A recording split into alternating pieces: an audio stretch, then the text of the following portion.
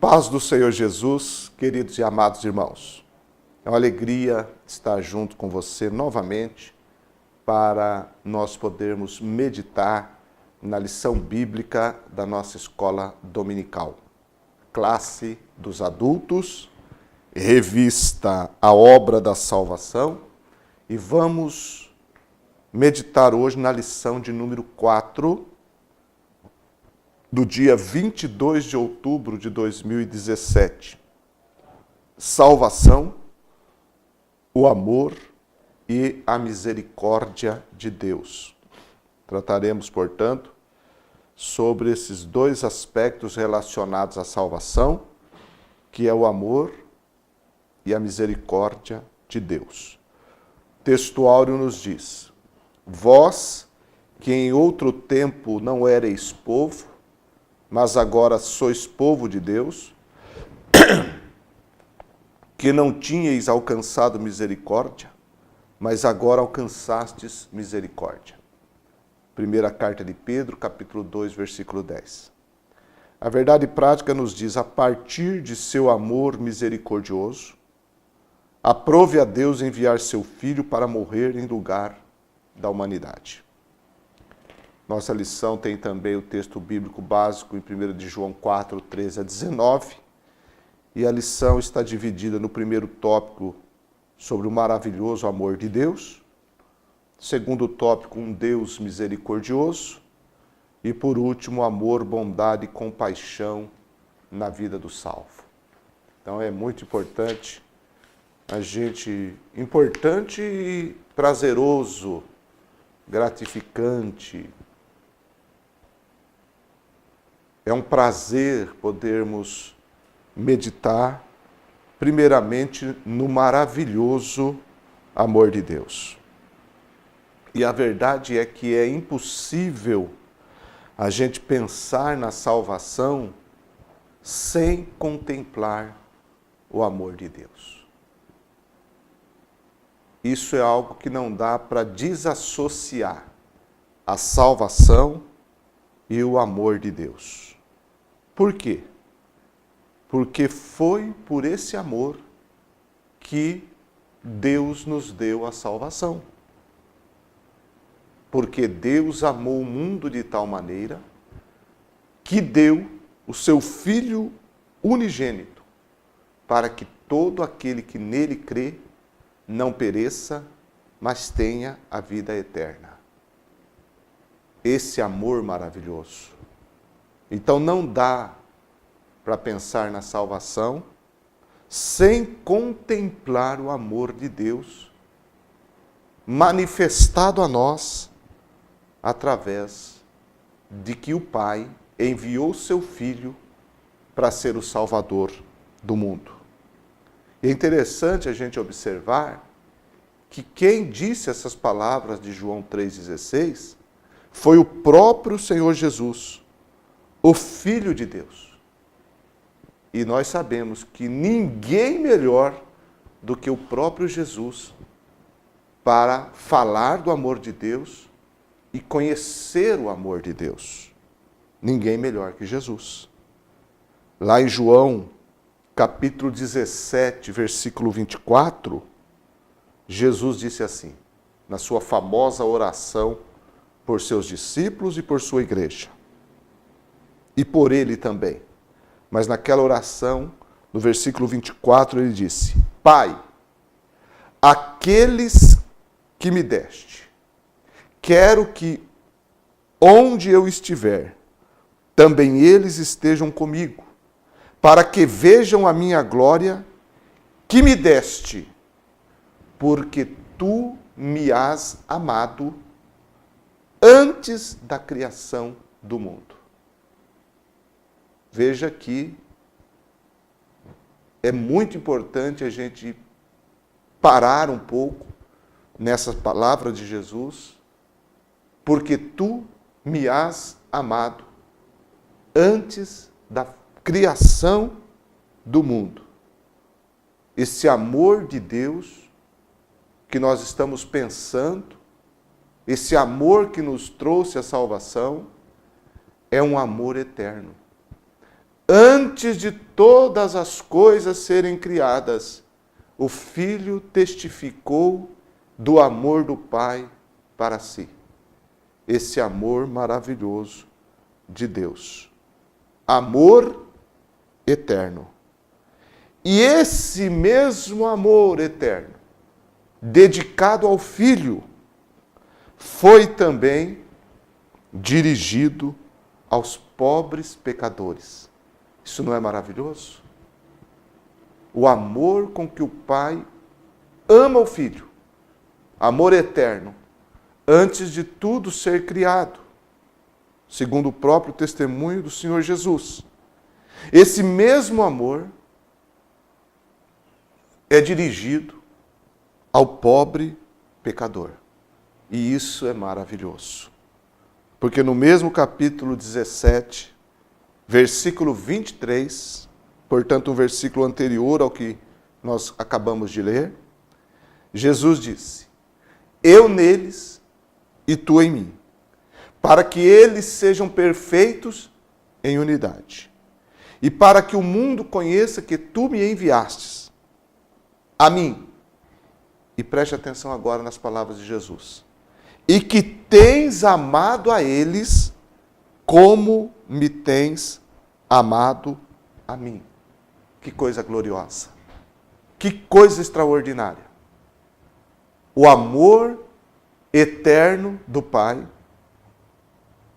dirigido ao Filho, é o mesmo amor dirigido agora aos homens. Então a salvação, ela está alicerçada em um amor eterno. Deus já havia dito ao povo de Israel: com amor eterno te amei. O próprio João, autor ou escritor do Evangelho, que registrou essa oração de Jesus e, portanto, as palavras que nós citamos, ele também disse na sua carta, no capítulo 4, no versículo 8, que Deus é amor. Deus é amor. Essa declaração sobre Deus nos traz imenso conforto, vislumbra-nos algo que nós almejamos conhecer, porque nós desejamos conhecer Deus e, conhecendo a Ele, desenvolvermos com Ele um relacionamento amoroso. Assim como o Pai ama o Filho ama o Pai, o Deus Pai, o Deus Filho, nesse elo de amor glorioso e maravilhoso, que gerou o plano bendito da salvação, e essa salvação não está firmada em bases frágeis, em terreno movediço, mas ela está firmada numa rocha sólida, que é a rocha do amor eterno de Deus.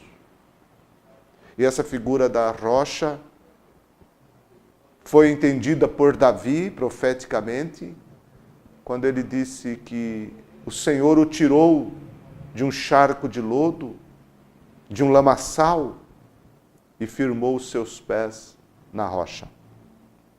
A rocha do amor eterno de Deus.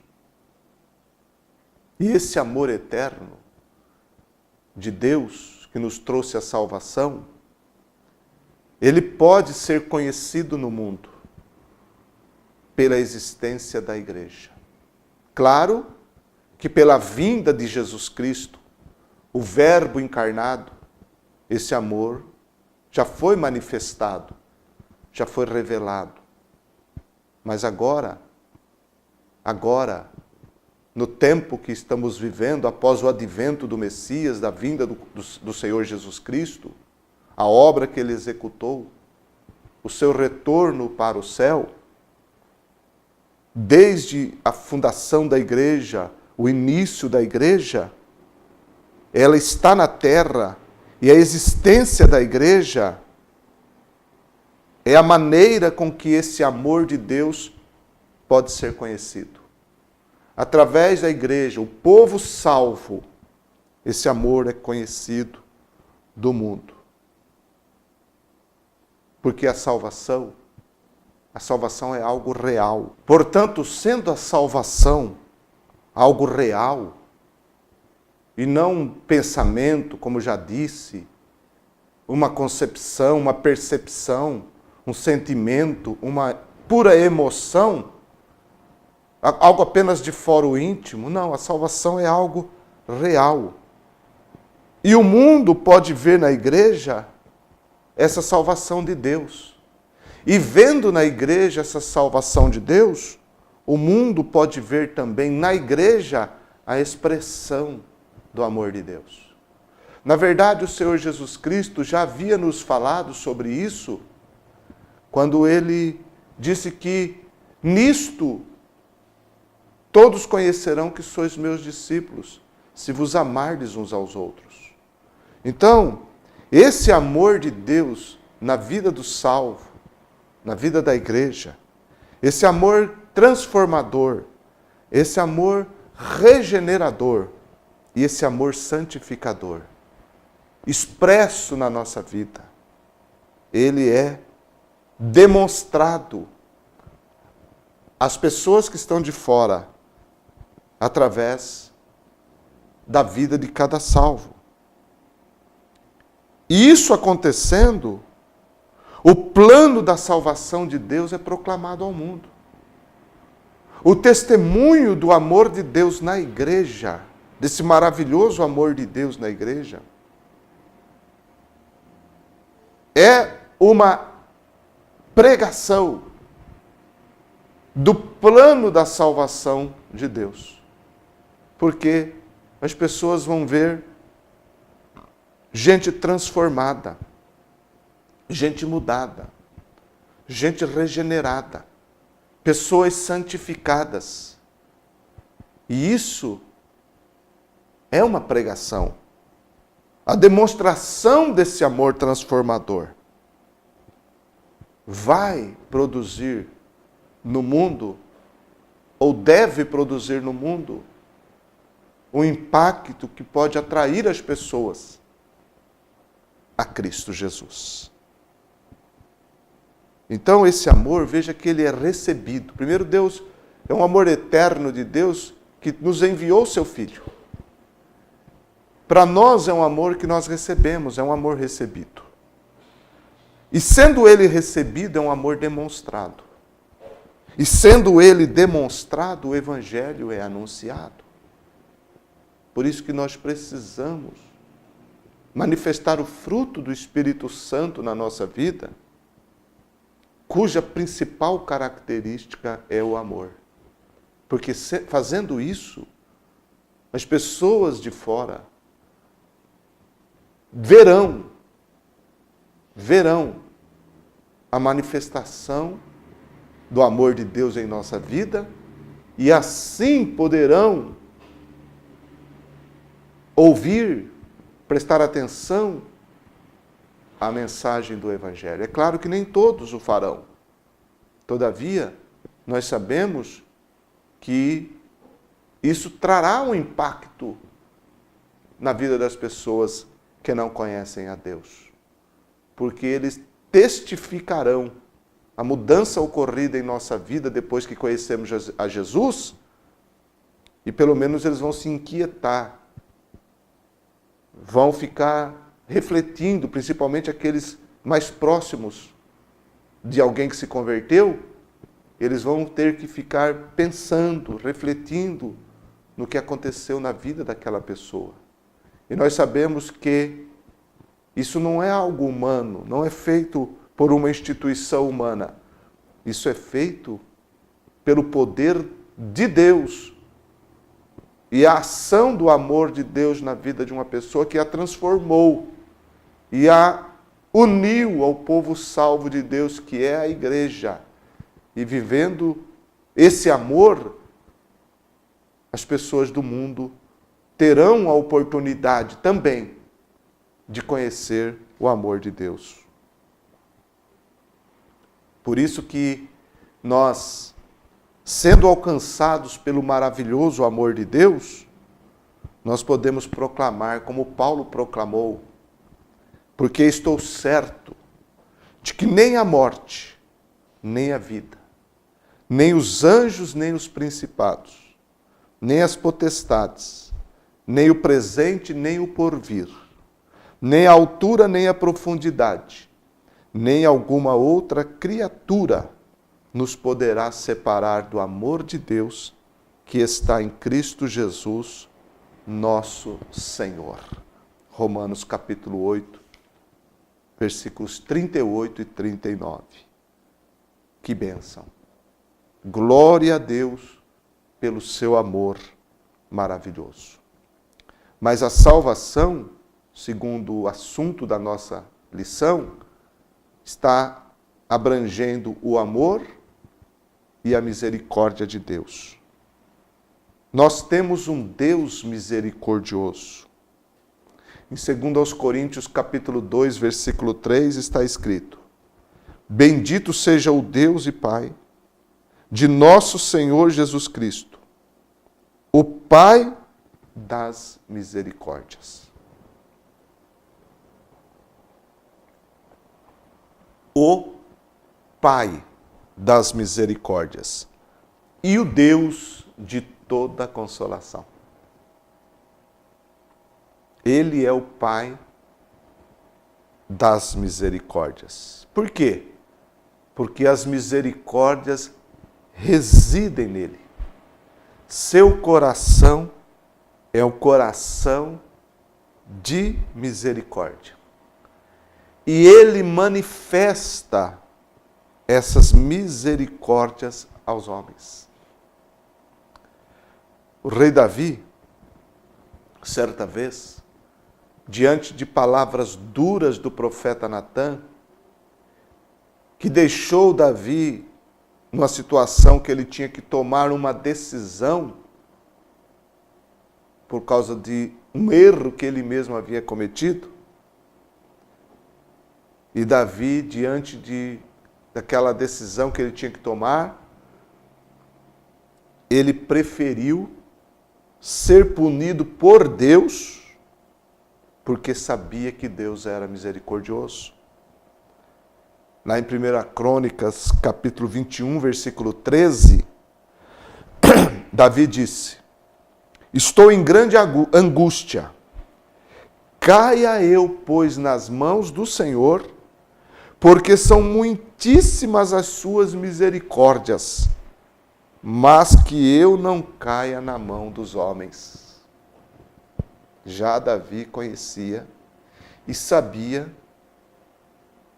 que era melhor ser punido pelo Deus misericordioso do que cair na mão dos homens que não teriam misericórdia.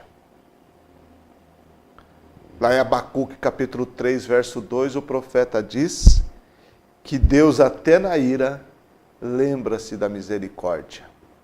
Ele ora, na verdade, dizendo: na ira, lembra-te da misericórdia. E nós temos em Davi, mesmo no momento em que ele foi punido, mas Deus teve misericórdia de Davi. Não apenas do próprio rei, senão que de todo o povo. É impressionante também a gente pensar nas palavras de Moisés, quando Deus passou por ele. Ele desejou ver a glória de Deus, e Deus passou por ele num dado momento, e quando Deus passa, Moisés disse assim, a Bíblia diz, não é?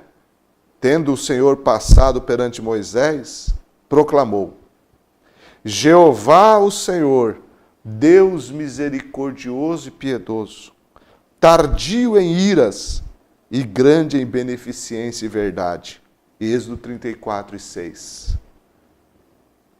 Jeová, o Senhor, Deus misericordioso e piedoso, tardio em iras e grande em beneficência e verdade. Então, esse Deus misericordioso, ele manifesta sua misericórdia às suas criaturas. E essas misericórdias não têm fim.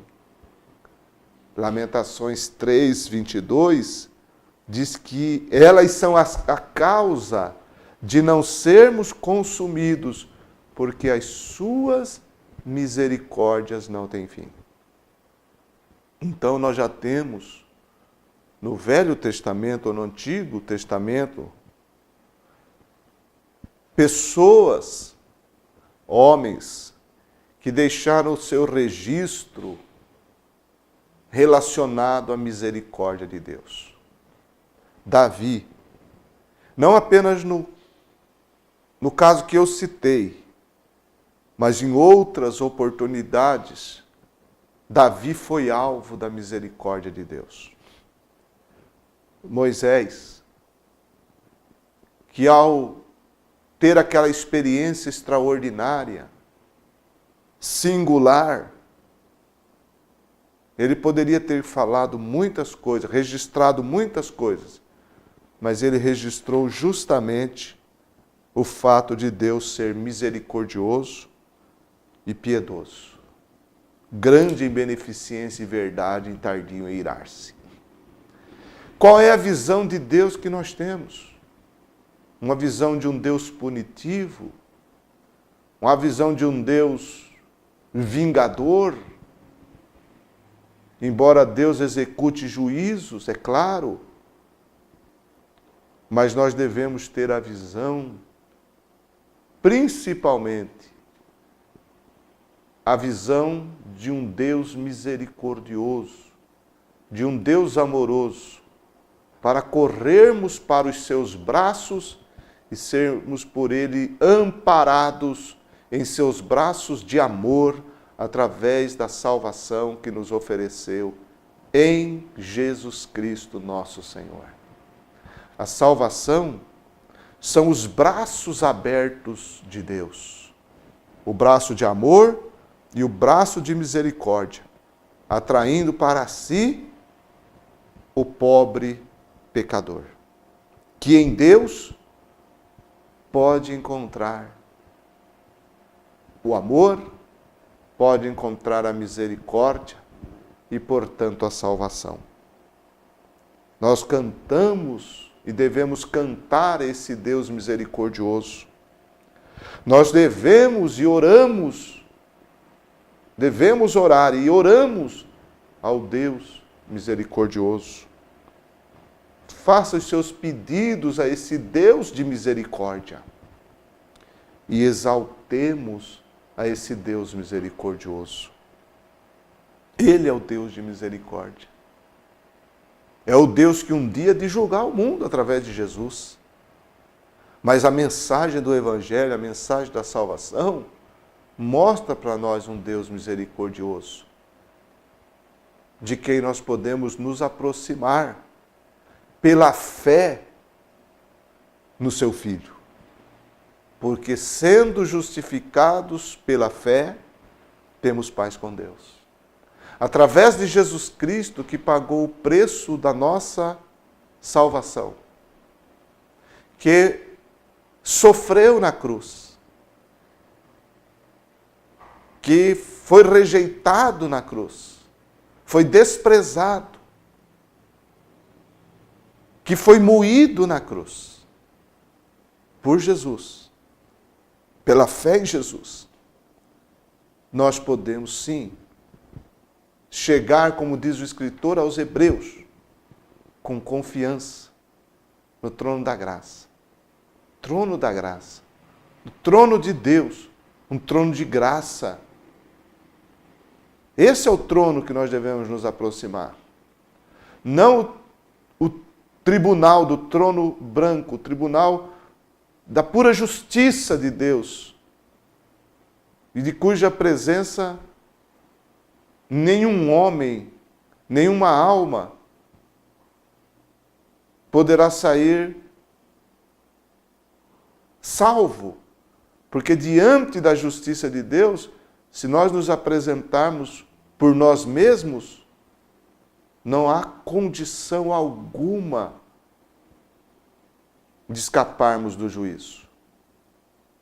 Mas hoje é o trono da graça, onde a misericórdia e o amor de Deus está manifestado, expresso e revelado na salvação operada por Cristo na cruz do Calvário.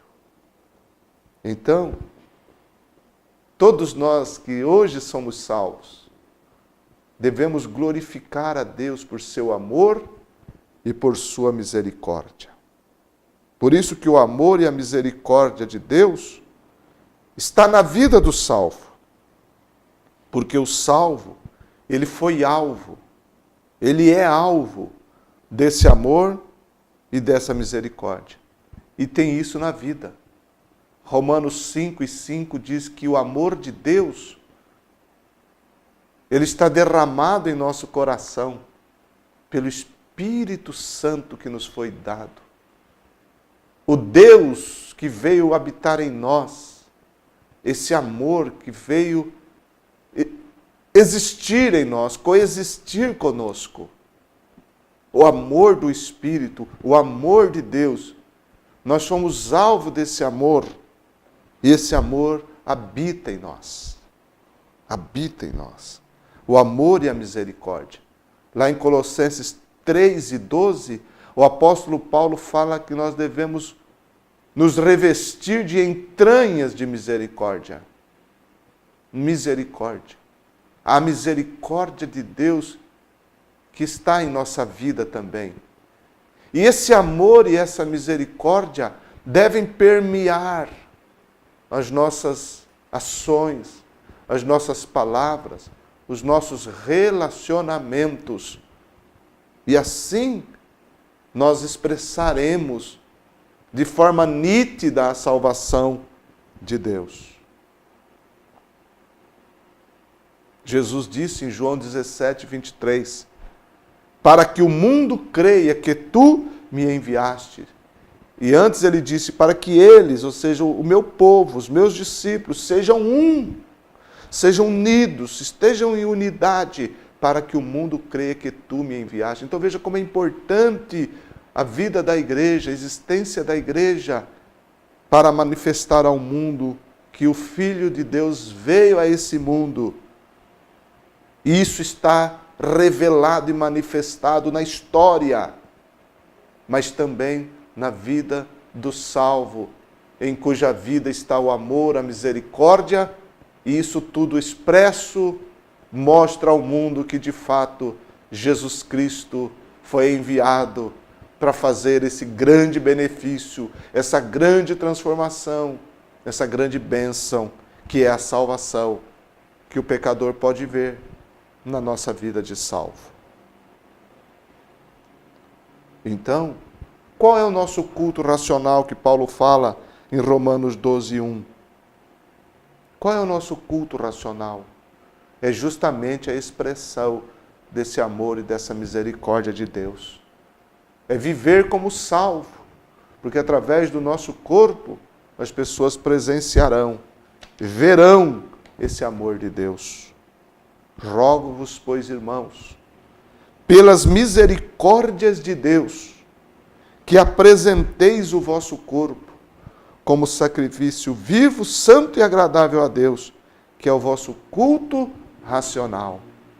Adoração racional, serviço racional a Deus, é quando a gente expressa o amor, a misericórdia de Deus nos nossos relacionamentos, na nossa vida diária, através do nosso corpo, que é o meio que nós nos comunicamos com o mundo físico. É através desse corpo, portanto, das nossas ações, atitudes, palavras, tudo que fazemos através do corpo, nós devemos expressar o amor e a misericórdia, e, portanto, a salvação recebida de Deus, e assim o mundo poderá entender que o evangelho que proclamamos, que a salvação que anunciamos, é um fato real alicerçado em bases benditas e eternas, que é a misericórdia e o amor de Deus, mas manifesto no tempo presente, na vida da igreja, na vida de cada salvo, para que através dele Deus seja glorificado e o Evangelho seja proclamado. Grande abraço e que possamos sempre desfrutar do amor e da misericórdia do Pai. Em nome de Jesus.